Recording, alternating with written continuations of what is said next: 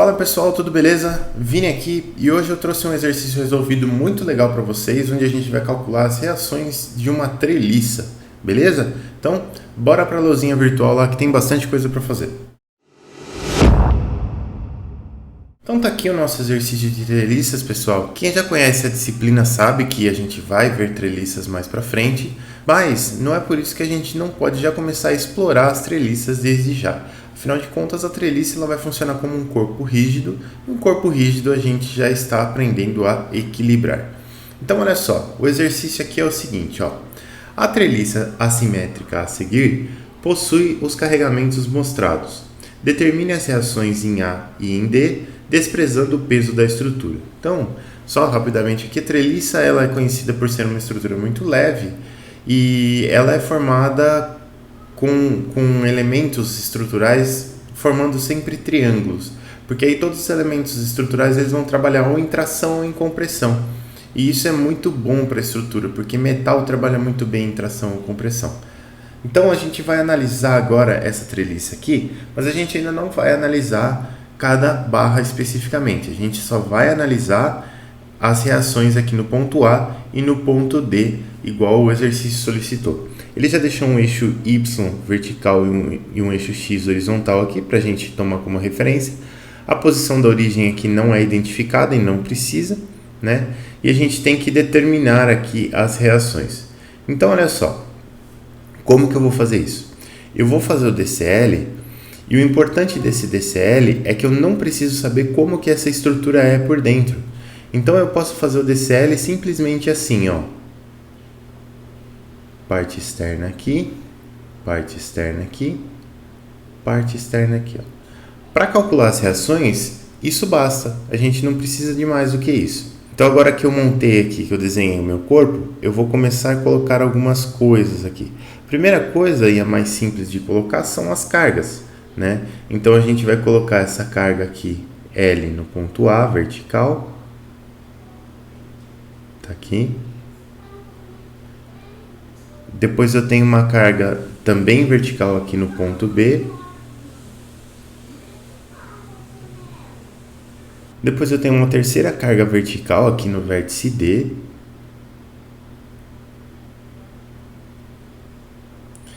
E eu tenho uma quarta carga aqui no ponto C, horizontal. Então eu vou colocar essa carga aqui. E ela vale L também. Então eu tenho essas quatro cargas aqui, ó.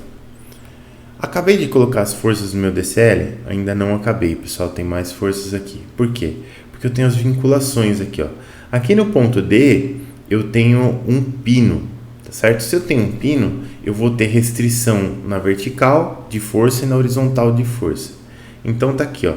Eu vou colocar uma restrição vertical aqui, que eu vou chamar de RDY, e uma restrição horizontal que eu vou chamar de RDX. Beleza.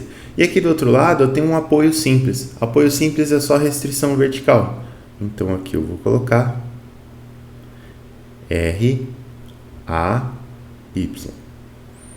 Beleza. Então agora todas as forças que eu poderia colocar aqui nesse problema estão aqui. Ele pediu para a gente desprezar a força-peso. Você não teria que incluir a força-peso também, mas como não tem peso, as forças todas já estão aqui inclusas. Beleza. E agora, o que eu tenho que fazer? Bom, agora eu tenho que colocar essas informações geométricas aqui, ó, né? Para eu saber exatamente onde estão aplicadas essas forças aqui, ó. Então, para a gente saber direitinho as distâncias e tudo mais aqui, eu vou fazer o seguinte. Eu vou traçar a estrutura com essa retinha mais fina aqui, ó. Ela é mais ou menos assim.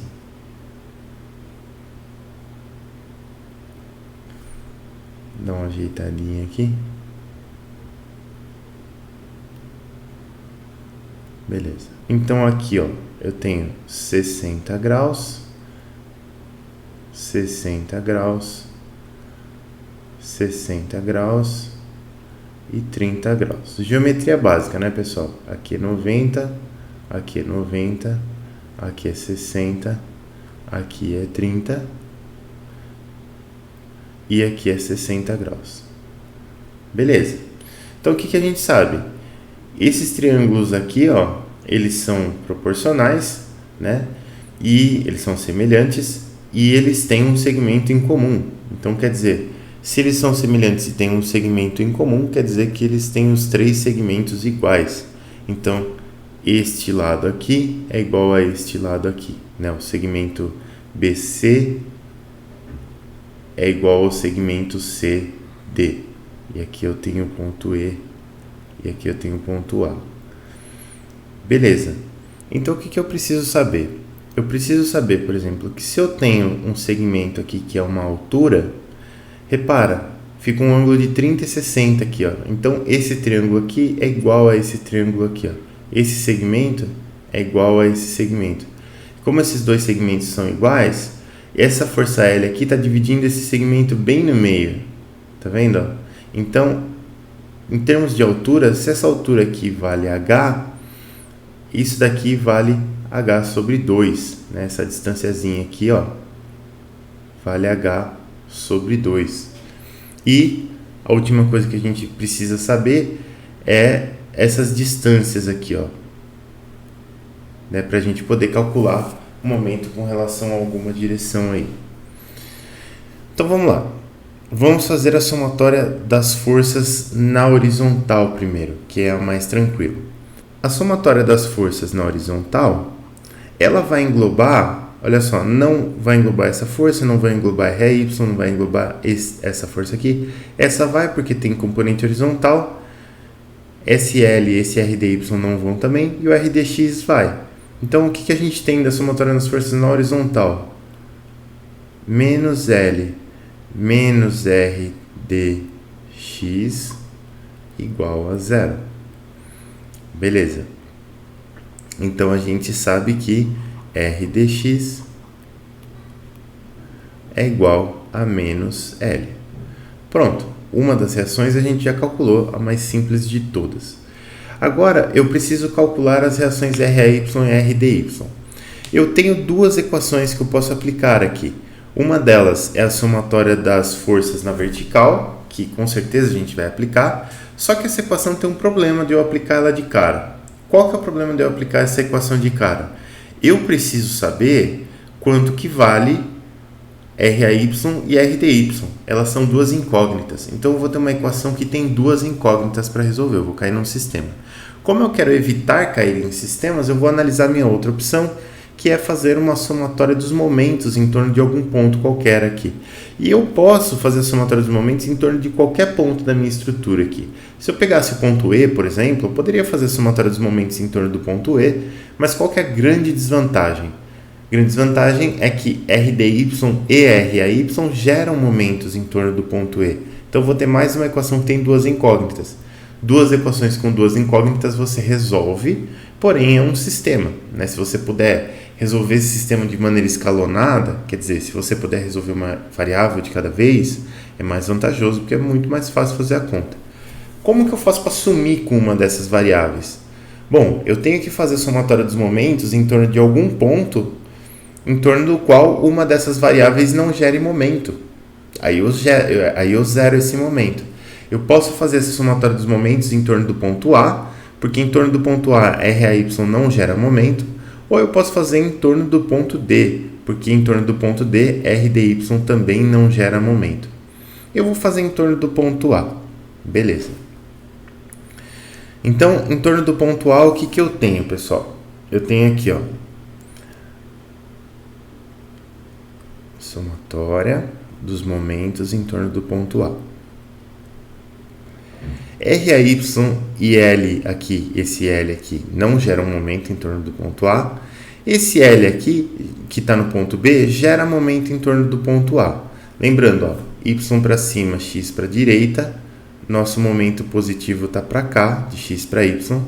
E L gera um momento, então, esse L que está no ponto B aqui, gera um momento negativo em torno do ponto A. Então, eu tenho menos L. Essa aresta aqui, ó, desse triângulo equilátero aqui grandão, eu vou chamar ela de D, para facilitar a nossa vida. Então, se ela vale D, este segmentozinho aqui, ó, que é o braço da força L, que atua em B, vale D sobre 2. Então, menos L, que multiplica D sobre 2. Beleza.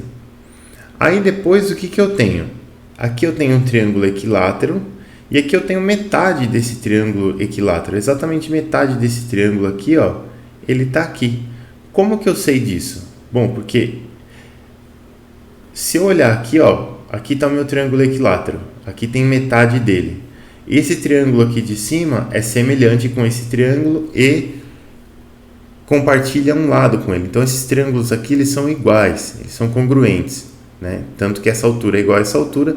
Então, esse lado aqui, ó, essa aresta aqui, vale D também, né? Aí, a gente está tratando aqui desse triângulo grandão aqui de um triângulo isósceles, né? Então, se esse lado vale D, tenho 30 e 30. Este lado aqui, ó, vale D também. Se ele vale D também, eu tenho D com D, 2D. Então, eu tenho o braço da força RDY valendo 2D e o braço dessa força L aqui também valendo 2D. Essa força L gera um momento negativo em torno do ponto A.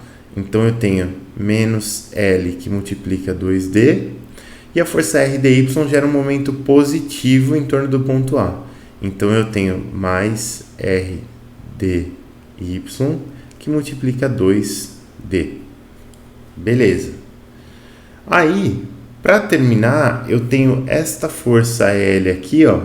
E essa força L aqui, ela gera um momento positivo em torno do ponto A. Então, eu sei que é mais L que multiplica o braço. O braço é essa altura aqui, ó. Tá certo? Como que eu calculo essa alturazinha aqui, ó? Essa alturazinha é chatinha de calcular, né? Que é essa altura aqui, ó. Tá certo? Então, o que a gente sabe? A gente sabe que este segmento aqui vale D, né? Então, este segmento aqui vale D sobre 2, e esse segmento aqui vale D raiz de 3 sobre 2. É a altura do triângulo equilátero, que é lá do raiz de 3 sobre 2. Beleza. Agora eu preciso calcular essa altura aqui, ó, sabendo que esse ângulo aqui é de 30 graus. Então eu sei que o seno de 30 graus, se eu chamar isso aqui de x, seno de 30 é x dividido por d raiz de 3 sobre 2. Então seno de 30 graus, que é fácil porque vale meio, ele é igual a x sobre d raiz de 3 sobre 2. Beleza. Eu posso passar isso aqui invertido multiplicando. Então, a gente vai ficar com meio igual a x multiplica 2 dividido por d raiz de 3. Passa para lá, passa para cá. X é igual a d raiz de 3 sobre 4. Beleza. D raiz de 3 sobre 4. Que é a mesma conclusão que a gente chegou aqui anteriormente, né? Essa altura aqui é d raiz de 3 sobre 2 também. E por semelhança de triângulos, essa alturinha aqui é metade dessa. Então, é d raiz de 3 sobre 4. Chegamos aí de duas formas diferentes. Beleza. Esse é o braço da força L aqui, que gera um momento positivo em torno do ponto A. Então, eu tenho L, d raiz de 3 sobre 4. Beleza. Somatória dos momentos em torno de A. Ela tem que ser igual a 0. Beleza. Então, vamos fazer essa continha aqui. Primeira coisa que a gente pode fazer é dividir os dois lados por D, porque eu tenho D como um fator comum aqui. E aí, eu vou ficar com RDY igual a L sobre 2 mais 2L, esse aqui já foi, mais menos L raiz de 3 sobre 4. Então, aqui eu tenho L que multiplica 10 menos raiz de 3. E agora que a gente calculou o RDY, eu posso calcular o RAY também, só aplicando a somatória das forças na vertical. Então, agora sim, olha, a somatória das forças na vertical vai ser RAY mais RDY menos L, menos L, menos L, menos 3L, esse L aqui é horizontal, não entra na somatória das forças na vertical, igual a zero. Eu quero calcular RAY e agora RDY eu já conheço. Então eu tenho aqui RAY é igual a 3L menos RDY, que é igual a L que multiplica mais raiz de 3.